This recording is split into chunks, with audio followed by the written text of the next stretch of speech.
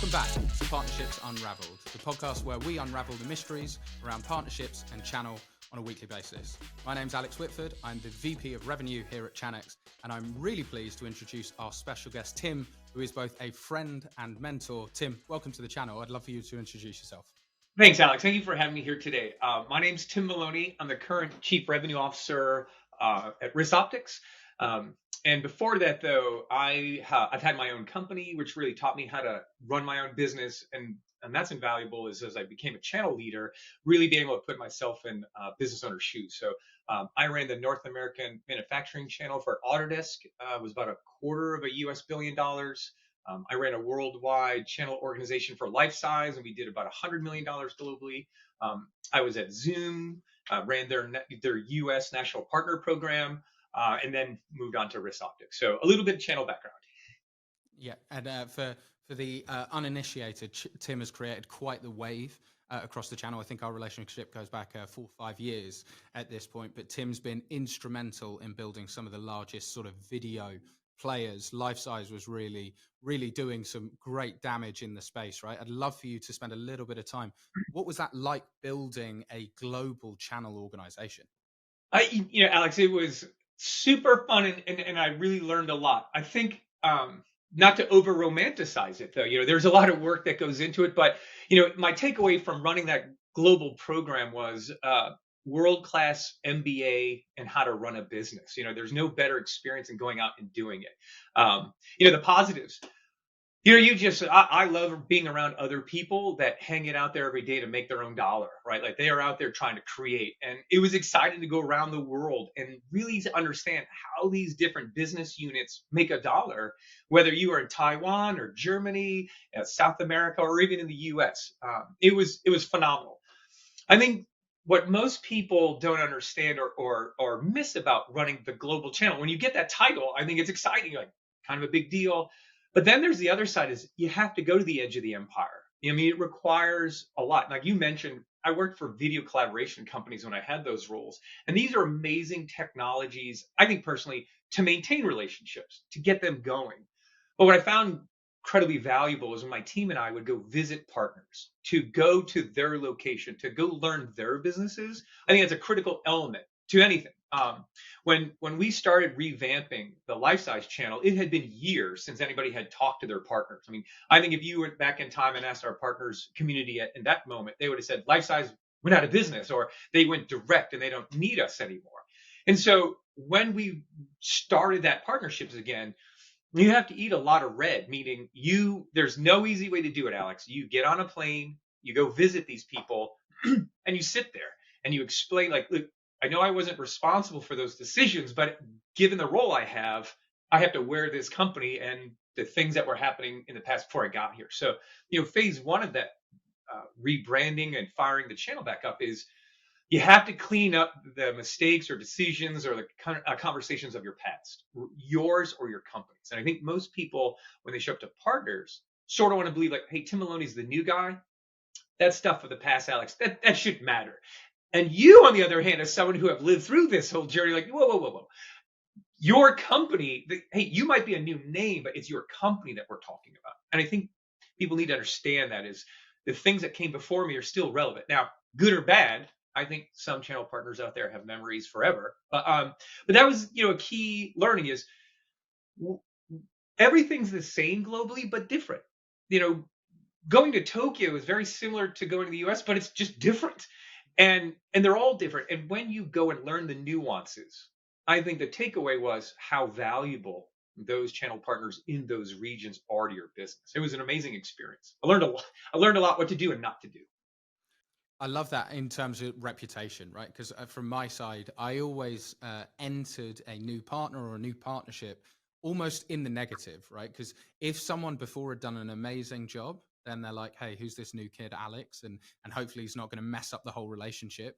Or if I was walking into an absolute hand grenade, right? Regardless of whether it was me or the team before, it's me, right? And so Right. I always find that those first few sessions, those first few months, the real fast start of that relationship, that's going to be the reputation that stays on in the long term. And for me, I've always been able to tell really, really quickly how good is your program? How good are your salespeople? How good is your partnership? Because if the partner's heavily invested early, we're going to do well. If they're not heavily invested, they're going to churn, right? It's just guaranteed. They have to be bought in. They have to be bought in aggressively so we can be successful. You're spot on. I teach all my young cams and even my more experienced ones. A simple way to think about the channel is think about like dating. Everything I've learned about channel management, I learned from dating. And if you really view it that way, it kind of puts in perspective everything you just said. Like, hey, the new person's rolling in. You're immediately being compared to the past, good or bad. You have to overcome those things, good or bad, right? If it was a bad relationship, maybe you're not casting the best light. To your point, if the previous person was amazing, you're starting from a deficit because you have to prove again. And I think people, my cams who see maybe senior people at it, are like, I'm just going to jump in and I'm going to get to the meat of the matter. And hey, you got to earn that right. And that gets back to getting on a plane and visiting those edge of the empire for me. Going to places where, I went to Guadalajara to meet a partner, and they were like, "Are you sure you want to come here?" I'm like, "Listen, Narcos hadn't come out yet. I wasn't sure what I was getting into." But at the end, I was like, "Look, I will come here because nobody else will. And in my business, we're going to win because we're going to be easy to deal with. I will do the things to develop this relationship that maybe others wouldn't. And in return, hey, we're going to build a mutual business because, Alex, you're my partner, not my franchise." Yeah, and to me, right, channel partnerships, they're starting to sort of become interwoven, and I love the name partnerships. My advice to any sort of young budding salesperson is get into channel quickly, because what I found as a 23-year-old who frankly had no idea his ass from his elbow, right, had no idea how the world worked. Suddenly, I was having meetings with business leaders, managing directors, CEOs. And all I'm doing is asking questions to understand how their business works, to understand, can we play a role in that growth, right? And like you say about, hey, MBA on steroids, right? That's what I found. Within a year, I was like, Yeah. hang on a second, how am I being trusted as frankly, just outside of being a teenager and not knowing the mechanics of how the world works in terms of business? How am I being trusted to have these conversations? And some of those relationships I still have today, right? And I think that's really accelerated my pathway, and why I think channel is one of the most interesting and diverse places to work in the world. Because while relationships broadly are the same, while people are broadly the same, it's the micro nuances between cultures, between businesses, between programs that really set everything apart. I think absolutely. And you're right. It's the nuance. Life is about nuances and in those subtle differences where, but it's not surprising to me, Alex, based on what you just said, that you're successful. Because if we go back and think about that, let me frame it differently. Hey, look, I'm going to go understand your business. I'm here to learn from you. I'd like to understand how you make a dollar. What are the challenges you face? One of the things we talk about to my cams are like, hey, when you go visit a partner, yeah, it's not about you. No one cares about you. Two, who do you think your competition at that partner is? Is it truly someone in the space that I'm in? Or could it be that huge manufacturer like a Microsoft or Cisco that pays the bills? Who really is your competition? How are those people paid? How do you and your solution impact their life? And the mistake that I think sometimes cams make are they don't take the Alex approach and ask. They're if you go to the doctor's office, Alex, and you say, I don't feel well, and that person takes out a prescription pad and starts pickling off things, you'd be nervous. And think about what we do with our business partners. I don't know you, and yet I'm prescribing a solution of how I'm amazing. Back to dating. You rolled into someone and like, let me tell you how great I am. Let me tell you how funny. They'd be like, get away from me. And same thing. And two, though, and you just hit it, what I love about cams, what I love about the channel is that there really is an opportunity to separate yourself and be great. But you have to have the right attitude in yours and some other people we'll talk about later.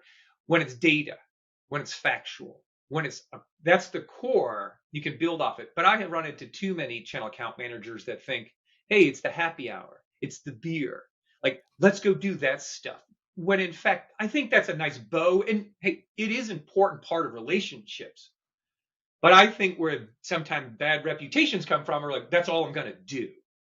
Solid channel leaders, like this is a business. These are for-profit companies, right? Not Yes, just the fun part. for sure, right? I've always been someone that prioritized the mechanics over the relationship, which is maybe in my slightly more mathematical head. I don't particularly mind if you don't like me, if you know this is really productive, right? If you think, hey, I'm going to make a lot of money off the back of Alex because he's going to do great work and he's going to enable my business. But the guy down the road, he seems like a great guy and he's going to take us for beers. That will get you somewhere in the short term. But in the long term, people care how they paying their mortgage, right? And Ye- so That's right. fundamentally, it becomes down to how productive a relationship. And I've always loved the ones and zeros of like, let's discuss how we can be successful together. And that's really where that partnership comes into channel, right? It's not, you're not my channel, you're not facilitating business, we're building it together. So let's talk about how we do that most successfully. That's right. Partnership is bi-directional. A franchise is omnidirectional. I tell you. Why have a There we go. channel? That's your direct sales organization that you can tell and prescribe. Channel partners value is that unique, independent view of their local market. And if you can understand why they're still alive, why they're successful, and leverage that. Like, I'm not here to change you. I want to plug into you. So I'm here to understand. The other stuff is important as a part of a data driven, organized. Why are we even talking? Alex, close your eyes and tell me a perfect world. What does this relationship look like for you? Why are you even talking to me? Right? What value do I drive for you in your mind? And if we don't understand those things, especially when you talk about global businesses, right? I'm an American. I sort of bring a certain thing with me when I roll into a meeting in other places. People have a predescribed notion of what they're going to get with me. And when I don't do those things, when I ask about their business, when I seek to understand, it's powerful because people, those preconceived notions, like they fall apart. And they're like, okay, like, wait a minute. Here's someone who wants to learn, who came all this way to talk to me about how they help me. So I think those are important elements. And you've spoken about sort of going to the edges of the world, right? In terms of especially that US footprint, right? Tokyo is quite literally the Well, yeah, outside of the yeah. world. Edge of the empire for me, Yeah, America. yeah, yeah. Correct. American centric, but yeah, Terrible. from HQ, right? How does running a global channel or running a global program differ when we talk about, say, Europe versus the US, right? And I'm constantly hearing that American businesses are struggling to land successfully when they hit Europe. What are the challenges you think that they're facing? What are the mistakes Sure. they're falling into? When I was at LifeSize, one, the sheer size of the United States and the fact that we all speak English. And even though there are just as many subcultures, the West Coast, the South, the Northeast where I live, it's unified as America and one language. When you get over to Europe as an American, I think people, sort of expect, like, hey, an American, this is how we all do things. And when you like, no, no, no, I'm a guest in a different country. They do things different. The language, right? Your team in the Nordics is way different than your team in the Spanish speaking world, right? The tempo, like depending on what you're selling, sometimes there's a gradient. I found that the teams in the Nordic region were really advanced, really data driven. And then my teams in Southern Europe, while still driven, it was a different cultural tempo. We're going to work till this time. We're going to take a long lunch. And we're going to do work after. In some places, hey, we're going to talk to each other first and get to know each other first. Go to Germany, let's do some business, right? And there's so many important nuances, language, culture, how things are done, that it's so different here. And I think in the US, people are like, oh, that person's from New York, sort of aggressive. We'll just deal with it. I think most Americans don't realize you could damage your reputation, your company's reputation, when you careen into new markets and are not sort of aware that they are different. And the reason you're talking to your channel partners in those regions is because they're experts at it. And yes, of course, there's always like change and opportunities, but I think that's it. Sort of like my view of the world. This is how we do it here, and I'm going to bring that view somewhere else. And when you get to somewhere else, right, that's not how we do it. We follow these rules, and it's I think a challenge, right? Is that sometimes like, hey, when you're in Asia, who you have and what country manager you have matters based on history, things that don't have to do with technology, right? So I think those are the nuances of running global, being very aware of how really different. I think people are the same and they're different. That makes Sure. sense at all. Yeah, 100%. In terms of how would that affect are there any program choices, strategy choices, tooling choices that you then make as a difference to manage, say, a US versus Europe or an APAC versus a I, US? How would that work? I found certainly in Europe and Asia versus the United States. In the US, we have a lot of companies that have direct sales organizations and channel organizations, and they run sort of in parallel. My experience has been largely when US companies go to Europe, it's a channel driven organization, right? It's a channel market for Americans because I'm going to tap into the local relationships, the local nuances, and that's my business partner. So you have to have partner portals that are multi language based. You have to have materials and content that are multilingual.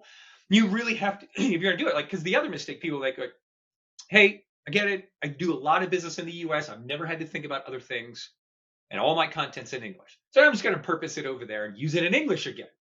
Then I had a CRO that once said, hey, I got it, Mark, and you don't want to translate this stuff. Cool. We'll just use the Japanese stuff in America. That's cool. It's just cool. We'll just use it in Japanese and we'll publish it in the United States. And they were like, but that's silly. And he's like, interesting. Why is it silly coming this direction, but it's not silly going the other one? And that's a challenge, right? So time. I don't think what I did not know, Alex, was the time commitment. I'm in the northeast part of the United States, but you are up at dark 30 to catch your European business as they're working. Then the clock rolls to the US. You catch the East Coast, Midwest, West Coast. And then around 11 o'clock at night, Eastern Standard Time, Asia wakes up. And now you're like on the phone at 11, 12, and 1. Repeat back at 6. So to be effective, you have to drive communication. And to drive that communication, are you going to ask your people to bend to your schedule, or are you going to go work theirs, right? It all comes down to, I'm going to visit you. I'm going to understand your business. I'm going to work my life to adjust your life. And I'm going to make it easier for you to do business with me because you won't know that I'm somewhere else. And if my team does that well, at least I give myself a shot to be successful. I don't know that guarantees it, but you don't get to brush me off, Alex, in the beginning for being a knucklehead, right? Like, I love your Japanese content in the US, right? Because as a European, right, I get mind blown how often it's like, yeah, but they speak English, right? yeah, We'll just chuck the content out, and I'm sure it'll work. And it's like, well, how much Sony marketing have you seen in the US that's in Japanese, right? That's a perfect analogy, because I think marketing has almost, and I think it will fast become the most critical role to scale the channel, right? absolutely. Because we're talking about sales messaging delivered one to many, but as you touch on, if it's not in local language, driven to the right entities effectively and tracked, you're just losing, right? And so English content, you might as well produce no No content con- unless you're talking about the UK, right? For mainland Europe, it's got to be local language. I'd love to get your understanding on where you think marketing has a role to play to support the channel grow. I think it's incredibly important. So first up, I think when you get into it, one nuance is the problems that companies have when they go to this is they develop this marketing content they'll talk about, but then the temptation is, shouldn't we just keep this? Should we give our channel partners the old stuff and the new stuff stay with us, right? So I think at the end of the day, the role of marketing for channel partners is incredibly important because only one company has subject matter expertise in the solution. Only one company probably has resources geared at market awareness, points of view, why we win, customer references, and one organization does not. One organization is paid to create, to build demand, to draw out latent pains. One organization does not. And that doesn't mean that the reselling channel community isn't valuable. My point is just like, it's like my salespeople. Do I want to train you, Alex, to be as good as my people? Or should I create a program that says it'd be easier to teach you the basics and then call for help? And my program is geared to come save you. 100%. That's such I just want to double click on that point because this is so often overlooked. To me, if it takes 6 months to get a partner fully self-sufficient, right, as good as my salesperson, and it's never 6 months, but let's optimistically say Right. it's 6 months. What if I can get a partner good enough to raise their hand in 2 months? That means I could have 3 times the amount of partners, right? And then you start to really understand scale, right? And this is where I think your program strategy, your marketing strategy comes together. People, you need to think what's going to help you win. And if I can have 3 times as many partners, all hand raising when they need, and then I've got just a team of killers who are there closing deals left, right, and center, I've built and paid for a team of BDRs who all understand their local market, who all understand their local language, and who are out there hunting for my closes, right? And that is how the channel should be designed and working. I totally agree. I totally agree. What is the purpose? Solve the problem, right? That curve, that intro to revenue curve is probably the same. Yeah, we can affect it with enablement. But what you and I are talking about is how do I just slide that in? Time distance, that block is the same 8 weeks. But if I could get at it now, then I pick up, 8, 7 on the other side. And same with marketing. Our goal at LifeSize is how do I create a campaign in the box? How do I be more nimble? How do I be more responsive? And how do I be easier to deal with? I don't have the dollars that some of my competitors have. I couldn't fight them in the open market because I'd lose. And in fact, that's where they wanted me to come out. They're like, Timmy, come out on the open market and let's have a spend off and I'll beat you. Versus, I won't go fight you there. But what I will do is use your giant bureaucracy against you. And I will do things that you probably won't. I will dedicate a sales team to you. I will move my direct team to a channel-based team. And I will create campaigns in a box. Here's everything that we believe that you might need after interviews and talking. Like, Alex, you double click on this, and here's your outbound. Here's the reason. Here's the talk track. And by the way, here are the actions when you get a lead. Call us. Call my people. I got a 30-minute SLA. My people will get on the phone with you. My people will get you a salesperson within 30 minutes. I will make your life easier, Alex, because I'm just going to put money in your pocket. Because at the end of the day, remember, when we solve our customers' problems, they pay us. Let's never lose sight of that, right? So how do I get from there to here? How do I do that easy? You have a lot of choices. You go in a lot of different directions. But if my marketing is in territory or in geo-specific, because you've helped me, but if I do the heavy lifting, and if I'm the one, like, I'm pushing this global campaign, Alex, and I want you to drive the local one in your region, and all these leads are going to come to you, and I've got a team of people backing you up as subject matter experts, and all you would have to do is know these 5 questions, and then take this one step, which is call Tim's team. We'll help you. Marketing is huge. Without it, it's air cover. It's the battle space, right? Without it, you're going to go out of business fast. I always love your imagery, Tim. This is why I enjoy these conversations so much. But the piece that, and I think this is the gem that most people, I feel, misunderstand when they build programs. The first, there is no channel leader on earth that wouldn't like to bring forward 12 weeks worth of revenue, right? They all know, hang on a second, I'm not worried about the total amount of revenue. I'm worried about the timing of the revenue. Everyone has a speed issue. And so how do we improve velocity? We bring pipe forward, right? And that's where local resources executed well are going to help you drive velocity. The second piece that you've touched on there is so perfect, which is design a global program, design global marketing, distribute that content out so that local specialists can hand raise effectively at scale. And then the third bit is remove all the friction that you can, because sometimes it's not the biggest brand. Sometimes it's not the most money.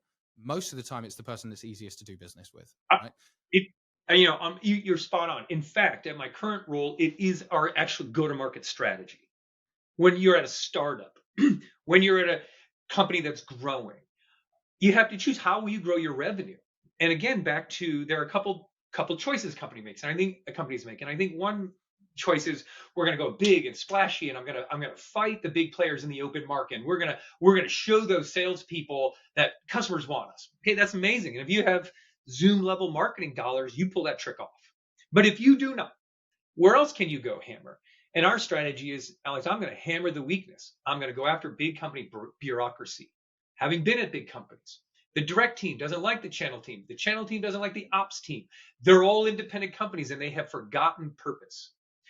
Return shareholder equity, drive profitability. But instead, it's fiefdoms. I don't like that person. They don't like this person. And the result of that is the channel gets hammered. I don't care about your internal politics. What I care about, help me drive deals together. That's why we signed up. So our strategy is like, hey, I'm not going to use a partner portal. I'm not going to force you to do stupid things. I'm not going to waste your damn time. You, the rep in the field. And I think this is a key learning for me from my experiences. The rep in the field ultimately makes the choice. We can align to the top. We can have amazing structures. We can have great executive relationships, wonderful marketing. But if you do not engage the person at the point of performance, you're doomed. And I'm going right after that. Hey, Alex, instead of having to learn yet another partner portal where you enter more information about yourself, where you feel really insecure because you don't know anybody, and all I'm doing is telling some other company everything about the crown jewel, and I'm hoping. How about this? Hey, Alex, I'm going to teach you 5 questions. And when you understand those 5 questions, you call me. My people have a dedicated team. They'll do the work for you. They'll fill it out for you. They'll get you deal protection right away, 25 points. I'll get you the sales rep right now. I'll introduce you. I'll be on that call with you. And we will go to winning with you. 30-minute SLA. We'll get you a quote. We'll be nimble and we'll be faster. And Alex, all you have to know is one, when you call me, we'll ride or die together. We might not win or we will win. But what will happen is we will build a meaningful relationship. You'll know that I'm easier. And I will throw down to help you win a deal. Because when I do that, and you realize money in your pocket's easy with me, and your customers are super happy because my solution is great. But back to the first step is I never get to that answer if it's not easy. Like Tim Maloney's just going to choose. Do I really want to go log in and create yet another partner portal stuff? I'm just at a point revenue-wise, I can pull this off. But that is my strategy is I will not fight where my competitors want. I'm going to go right after where nobody owns it, no man's land of trouble. See, I saved myself from swearing. Yeah. Thanks. For the uninitiated, we don't swear on this podcast. Which, if you've spoken to me or Tim offline, you know that's challenging for both of us. I think the piece in there that's really critical, and I've seen CAMs make this mistake over and over again. They walk into a partner, they have a great meeting with a sales director or a CEO of the partner, and then they don't speak to the account managers. And then they sit there and go, we've got the right senior relationship. They're really bought in. And it's like, yeah, but they don't speak to customers. Like, who is controlling the flow? I want to know the person that diverts the river one way or another, because that's the most important person. And I want them to understand how when you direct the water my way, we both win better than you're ever going to win anywhere else. And that has nothing to do with brand. There's nothing to do with program. That's due to you sitting down and understanding the mechanics of how the business should operate, and then just being honest, right? To say, hey, this deal will work, and here's the reasons why. This deal won't work. Here's the reasons why. And if you've got that integrity consistently, you're going to win. Absolutely. I think you're spot on. My takeaway on that, it's integrity. Just, we will win here for these reasons. We cannot win here for those reasons. And it's okay, but we're still business partners, because when we're honest and open, and we built a solid foundation of understanding, which leads to trust, you can have that because it's business now, right? And people can appreciate that, as opposed to, I don't know you, now you're being squirrely, I don't want to do this anymore. There we go. Now, I can't be confronted with leading the witness, because you've already dropped in a couple of pieces of information around partner portals. Globally, you've run a partner program. You've obviously had a partner portal deployed to help you. What do you say to those program leaders, to those channel leaders, CROs, or even CAMs who are telling their partners to look at and log into partner portals? And how effective do you think that is? So here's my summation of partner portals. It's where things go to die. They're very rarely maintained. It's a front-end project. So if we look at a curve of a partner portal, it's a really steep bell curve in the beginning where everybody's excited. We put all this amazing content, and it's the greatest thing that's going to save us. And then that work is not sustainable. And we can't put in new content every other day. And then suddenly it starts changing to weekly to monthly. And then we're just going to not do that anymore. They're convoluted. When run effectively, though, what's their purpose? In the US, there's something called mission creep. I started with point A, and before I know it, I just slowly start doing this other stuff. And the purpose is what? I want to know what deal you're working on. Can you tell me a little bit about information about it, so I can guarantee you margin? I can guarantee you support, that I just make sure that I don't inadvertently start a new sales cycle on something, right? Perfect. I need to get some content about you. Okay. But man, most times they die. Most times they're given to a side junior person who has minimal experience in the channel. There's almost no communication with your partners around what they need. How about this simple question, Alex? Hey, Alex, 2 questions for you real fast. Can you tell me the top 3 things you like about a partner portal and whose is it? And can you tell me the top 3 things you hate about a partner portal and whose is it? Man, hey, paint your value set for me real fast. But no, in general, I understand the concept. How do you manage a global business? Tim, we have to know where the deal registry. It gives you all this insight. Okay, I'm pretty sure I can get that insight differently, and I don't have to create a graveyard where people. It's this statement. It's probably in the partner portal. Oh, would you know where? Can you tell me? So those are the things I very much dislike, because for CROs, channel executives, and worldwide things, I think it's sort of like if you've never done it or you've done it, it's like a playbook. Someone gives you this checklist. You're like, all right, partner portal, check. But nobody said what's in it, what's its purpose, what's its business value, how will you justify that expense, how many clicks, what are you doing? Yeah, I know I know of a brand, and they have launched five partner portals in 7 years, and each time they've thought, oh well, it's the partner portal that's broken. And me and the guys here at Channext, we always laugh, right? Because it's not a partner portal; it's a vendor portal. The whole point is for the partner. It's not for the partner, right? It's the conduit to get information. You are correct. Deal registration is critical, right? You need to be able to track deal registration. That's right. That is the purpose, which is great. If you need something to track deal registration, go and buy something that tracks deal registration. But that doesn't need to be this huge convoluted thing where we promise that the value is provided to the partner, when actually all we really want to be able to say is, hey guys, we're really sorry, but we just need to track deal regs. Yeah. This is where you log them, which, by the way, most partners would be like, yeah, fair enough. Hey, for 25 points and guaranteed support and no confusion, and I never want you to think I'm running a sales cycle against you. Can you fill out 5 things and I'll call you and we'll be square? Different story. Yeah, there we go. Look, Tim, it's been an absolute pleasure. For those who don't know Tim, reach out to him on LinkedIn. He's been hugely influential to my career. He's been wonderfully helpful, even as recently as Christmas. He's always a font of wisdom and absolutely understands the channel. However, Tim also comes with a lovely black book of other channel gurus. Tim, we always like to bring or ask a guest to invite the next guest onto the podcast. Who do you have in mind? Arguably outside of you, and I mean this, outside of you or on your level, I think the other person, like you, you are briefing my people. We very much value the strategy checks, but another human that I go out to, another leader, David Schaefer. David and I worked at LifeSize together, and now he's at Zoom. And watching David go from a salesperson who sort of knew the value of the channel at LifeSize to running my global $100 million business, 41 countries, 78 distributors, hardware, software, managing both, globally, nuances. And now at Zoom, doing the same thing on a global scale. There are none better. If I can't reach you, it's Schaefer. And in my mind, you are very much similar. So yeah, David Schaefer brings an amazing insight of where I was leading it, and Dave was my business partner leading it. They did a lot of the work. They brought a lot of great tactical, structural things, and I think your listeners would get probably more value of listening to a Dave Schaefer than Tim Maloney. No, Dave's a great guy, deal maker, deal orchestrator, just wonderful human being. Dave, we're coming to find you because that's going to be a great asset to the podcast. Cheers, Tim. It's been a real pleasure. We'll catch up soon.